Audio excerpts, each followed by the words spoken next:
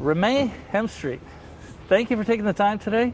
And Ramé is the Chief Energy Officer of Kaiser Permanente, recently retired. Recently retired, 2 days ago. 2 days ago, well, congratulations. And I really appreciate you taking the time because you've got two amazing careers. One in the services, and thank you for your service. I think it's 29 years, right, in the service? I was in the U.S. Navy for 29 years. That's wow. correct. And you started with some projects in, is it Palau, where people don't even... Palau, Palau. Out in the Western Pacific. Wow. Okay, yeah. You've done your research. So, and you started out there and you worked in Micronesia, is that what it is? And from there, the projects got bigger and bigger. And I think then at Kaiser Permanente, you were managing, I think it's a $4 billion program, was that? We have a $4 billion a year construction program, wow. but that's annual cash flow. We actually have about $18 billion worth of work in flight wow. currently because we're building a lot of hospitals. Okay. All electric hospitals, one of the innovations that we've managed to pull off in the last decade plus. And the big coup de grace is that that hospital it has all the energy it needs that is green, right? Is that how you would describe it? Or well, not physically, right. but through some other things we've done. We do have 100% green electricity. 100%. So about a decade ago, we were one of the early movers with what are called virtual power purchase agreements. Okay. And we entered into offtake agreements, 20-year agreements, for new wind and solar plus storage at scale. 335 megawatts wow. produces around, depending on circumstances, produces around 1 million megawatt hours per year of new green electricity, and stores a portion of it, which was key to it being financially viable. So between the things we've done off-site and the fact that the California grid is becoming greener over time, those all-electric hospitals do, through the miracle of carbon accounting, run on 100% renewable electricity. Okay, so before we get into the depths, well, I want to spend a little more time in your background, but that is an amazing feat of what you've done there, and it wasn't easy, and you were an innovator, and it overcame a lot of risk and adversity in the process, so we'll talk about that. So maybe just briefly talk about your military service, because you started in these areas on small projects, and they got bigger, and pretty much very large with NAVFAC, I think. So what was the NAVFAC build budget? That was pretty large, I think. It was enormous toward the end of my career. So my second to last job in the Navy, I was the operations officer for the Naval Facilities Engineering Command, so the global command responsible for all naval facilities, both the Navy and the Marine Corps. Wow. And that was during the global war on terror. It was during the ARRA, if you remember that. There was a lot of construction activity as a result of that after the financial crisis. So we were at, a peak of production, between ongoing facilities management and maintenance and new construction. It was $12-15 billion a year that we were pumping out. But what's sort of relevant for this conversation is that, in that 30-year career I had in the Navy, it all involved different aspects of facilities management. But in the last 10 years or so, energy management became a bigger and bigger area of focus. Early in my career, electricity and, stationary combustion of natural gas and fuel oil at that point were all just in the background. But the last 10 years, energy efficiency, renewable energy became a focus in the federal government and the Navy, and that has accelerated, obviously, in the 15 years I was at Kaiser Permanente. So with Kaiser, when you started to get into this big builds and the demand for energy, you must have run across a lot of options that maybe some of them fit, maybe they weren't a good fit. How do you evaluate all that? Yeah, that's a difficult part. When you're on the owner side, especially for large reputable owner like Kaiser Permanente, you have a lot of people come to you to sell you stuff. Right. Some of them are selling their ideas, their philosophy, themselves. Some of them are selling you a new technology. So first, I think it's important to be a skeptic, but not a cynic. Yeah. You need to follow the evidence. You need to make sure that there's a real there. There's a lot of, especially here in, we're near Silicon Valley, right? Yeah. There's a lot of great ideas out there, but not all of them are gonna stick. Not all of them are viable. So that is, part art and part science. You got to do your homework. You don't want to be a late adopter. Right. It can be dangerous being an early adopter, but if you really believe that there's a future there, then sometimes it can be very beneficial because you can get preferential pricing when you have a pre-IPO that's looking to just grow their business and needs, especially with Kaiser Permanente, needed to scale. Right. So I could talk about a couple of examples of that. Yeah, let's give a couple examples of what you've gone through. So overall, we did the virtual power purchase agreements. Those were huge. Those are the largest. Those are the largest, but those were 4 separate agreements, 2 for wind, 2 for solar plus storage. I keep saying I'm 2 days retired, so it's down now. I mean, you've created a legacy there. The team. Also, we now generate about 25% of Kaiser's power is generated on site. On site. Now, 5% is generated from solar on site. Okay. About 20% from fuel cells. Okay. We also reduced our energy intensity about 8% over the last decade or so. Okay. So we're growing. How did you do that? Because I'm interested. So for instance, there's LED 100 lights. Answers to that. Right. LED and a lot of that. But building automation and. But fault detection and diagnostics was one. We were a relatively early adopter of that, and we were a very early adopter of the particular system. Okay. We chose, after a competition, a very small startup called Clockworks.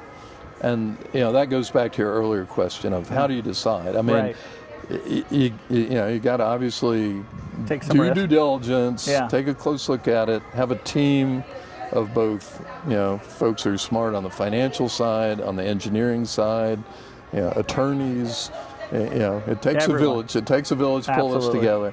But we made a bet on that particular fault detection and diagnostic system. We were by far their largest customer when we bought into them. Yeah. They were losing money because they were a startup. They were trying to scale. Yep. So there was some concern about that. If they're not going to be around 10 years from now, then it was going to be a disaster. Yep. In that case, we were right. That was good. They've succeeded because we were an early adopter. I think we got some very preferential pricing. And worked with them, give them feedback. We've worked, and we continued to, and they continue to evolve now into opportunities with AI for things like AI chiller optimization. Well, that's interesting. Yeah, I mean, our entire career we've heard about chiller optimization, right? Yeah. But now I think AI can really make it real and can make it something that endures, because in the past it's sort of, you went in, you reprogrammed, and then it gets override. Exactly. The guy needs but now if you're constantly monitoring it and providing feedback real time, you can maintain that. So anyway, that's an example. Bloom fuel cells is another example. Yeah. Now, I think I and others would have mixed feelings about that as a DER solution. Okay. Because it's not 100% clean energy. Right? Solar is. I'd love it if we could power all of our facilities with 100% on-site solar. But you don't have that much site. Exactly. That's the problem. And of course you have the fact that the sun's not always shining. So if you were to be able to do it, you'd have to add battery storage. It doesn't always pencil out. Right. We were again a pretty early adopter of Bloom at scale. And again, the concern was, this was before, they were pre-IPO at the time, was would they be around for these 20-year, 15, 20-year contracts we're signing I watched with those them. guys as well. You're right. Yeah, because, you don't want to end up with part of the carnage. having to maintain a fuel cell. It's not something that's, our key competency. But again, we rode the right horse there, and as you know now, with data centers, it's amazing. They seem to be the perfect solution for these hyperscalers that need it now. They need it to not be disruptive to local community, so while Bloom fuel cells, and there are other similar, they're linear generators, Mainspring is another one that has sort of the similar characteristics. They can be an ideal solution for those hyperscalers. So once again, we did well there. We didn't always. Right, there's a couple of things. We made some mistakes. I can talk about those as well. But you got to try to find that sweet spot, and like I say, be a skeptic, but don't be a cynic about these things. I think you're absolutely right. So now you've proven this, and one of the things I've noticed from your career and your background is it's always the team, right? It's not just you. You happen to be out in front pretty much your whole career because you take these things on, and then I guess you're really good at figuring out people. I mean, that's probably the biggest challenge. Like you mentioned a couple experts before when we were getting ready for this, right? You must have run across some people that are stand out. This person really knows what's going on, or this person might have the answer. Yeah, I mean, I've had the benefit from work. When you're in the Navy, you're constantly moving. You work with a whole group of different people every couple of years. You work for different people every year or two. And I had the benefit from learning from some great leaders who are very insightful about, how you can innovate and how you lead a group of individuals. One of them had a saying that has stuck with me, which is that anything is easy if someone else has to do it. Right. Which means, you got to walk in other people's shoes. Don't because you're not an expert in finance or contracts or what have you. Yeah. That all those people just are, you treat them like interchangeable parts, and what they're doing should be easy, shouldn't be a obstacle to progress. You need to respect everybody on the team, and you need to be demanding of them in terms of don't be an impediment to progress, but you also need to understand where they're coming from and what their priorities are. Sure. You know what kind of makes me think? You're 2 days into retirement, and you look great, by the way. You've worked in the military, and then you've got commercial experience. I would imagine that the military would want to get some of your commercial experience as a consultant, or something where you go back upstream and say, "Hey guys, I've been out there, and these things work, and they don't work." That would be a fantastic opportunity, I would think. I'm available. Because I would. I truly treasured serving my country. So any such opportunity would be very welcome. So I guess the question I have, because I've never served in the military, are they ahead of the commercial enterprise because they're such a large buyer? Because in the past, I tried to sell them software at NAVFAC, right? So I was in there, the evaluation, all that, and they may have bought that software. But but do they follow the commercial, or do they lead the commercial? It's a mixed bag. Yeah. And one thing I was surprised by coming into the commercial sector was one area that I think the military, including NAVFAC, was way ahead on is GIS. Okay. Geospatial information systems applied to facilities. Yeah. My last job in the Navy was I was commanding officer of the Naval Facilities Engineering Command for the Washington, D.C. area. So all the Navy and Marine Corps bases around the D.C. It's a lot area. Around there. Yeah, there's a lot. Yeah. And some very high-profile customers that I had. Vice President. The Vice President's house. I've been in the Vice President's bedroom. There we go. Yeah. Secure. Camp David is another facility. The Naval Academy, Amazing. Quantico. And at the time, we were building the new Walter Reed National Military Medical Center at Bethesda. Okay. You know, the old Walter Reed Hospital, Army Hospital, is getting closed down. We're building its replacement on the Navy base at Bethesda. So yeah, a lot of very high-profile Sure. customers. But getting back to your question on technology, in that last job, but this is 15 years ago now. Yeah. I could click on any building in that inventory Yeah. and pull up the work requests, Yeah. pull up the space configuration, and everything. I've found that not only didn't Kaiser Permanente have that, most large portfolio owners in the commercial sector lacked Right. That those kind of, capabilities. Sure. So yeah, we don't have time here, but I'd be curious to find out your experience with NAVFAC in terms of that project management software, because we did early in my tenure at Kaiser Permanente adopt I thought a pretty leading edge. Sure. It may not be anymore.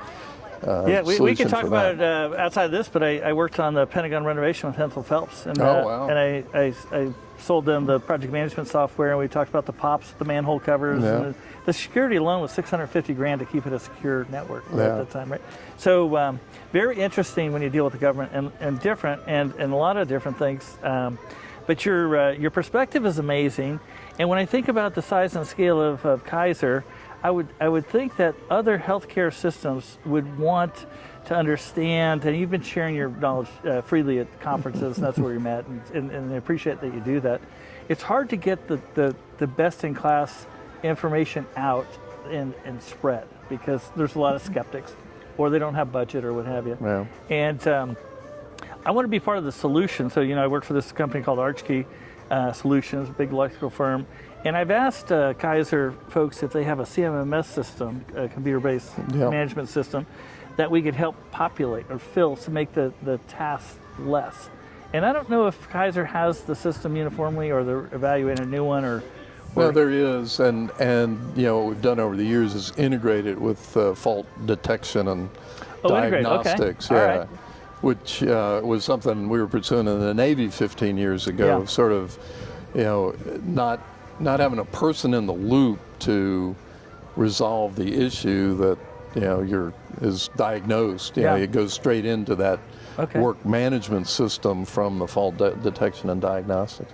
But back to my experience and expertise. I'm happy to share my knowledge, but a lot of my knowledge boils down to there's no cookie cutter solution. Right. Every existing facility is unique, and and every new facility, while it's a lot easier, as to tackle problems when you're building from the ground up, you're going to have a different utility wherever you are. There are 50 load-serving entities in the state of California. Wow. So different tariffs, different AHJ requirements. There's and different missions depending on what program you're putting into a facility or what you're building it for. So you can't make the world fit your frame of reference. You need to adapt first. Understand what you're facing in each particular circumstance and adapt yourself to that, and then find the innovative solution that can move us a little bit closer to decarbonization, that can be cost effective. That's amazing. As we wrap up here, what would you say is the percentage politically on decarbonization versus mechanically, technically? Is it like 50-50? Yeah, well, unfortunately, now it's become sort of a political ping pong, and each side is trying to throw up impediments to the other side. So, the Biden administration banned or had a pause on LNG terminals in the United States, which, was really meaningless in terms of actually decarbonizing, but was sort of scoring a point. And of course now the Trump administration has gone to the far other extreme and is, trying to prevent new wind and solar assets, which is only going to make power for all of us more expensive. Right. Because we weren't building it because somebody told somebody to build it. We were doing it because that was the most cost-effective way to add generation to the grid. So, we need to get back, number one, everybody says this, it's easier said than done, to, get back to sort of, let's be pragmatic and solve problems in the United States. Right. And to me, a lot of it does begin, it's something maybe we could all agree on, is we have a grid that isn't doing the work that it could, that it has excess capacity, that we could apply technological AI in particular tools Solutions, to wring out that extra 20 or 30% of capacity to begin to solve the problem for hyperscalers and others, as well as the affordability crisis we face. Sure. We could have somewhat less expensive, I don't want to overstate it, but somewhat less expensive and more abundant power if we had some regulatory reform that would require political action to get that efficiency out of the grid, create a distributed energy system rather than the legacy system we have that's still basically trying to push electrons in one direction and making DER more difficult than it needs to be to install. Great. Well, we should wrap up because I know you have an appointment today. That's right. And thank you very much for your time. I really appreciate it. And anything we could do to keep going, and if you have other people that you'd like to invite to the podcast, let me know, and we'd be happy to expand this topic. I'll do that, and thanks for inviting me to chat with you, Scott. It's been a pleasure. You too. Thank you.